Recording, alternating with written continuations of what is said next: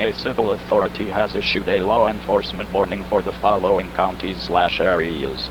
Grundy, Ill, at 8:39 p.m. on October 7, 2021, effective until 8:54 p.m. Message from WDFA/CAP. The Grundy County Sheriff is canceling the prior emergency alert. The subject in custody.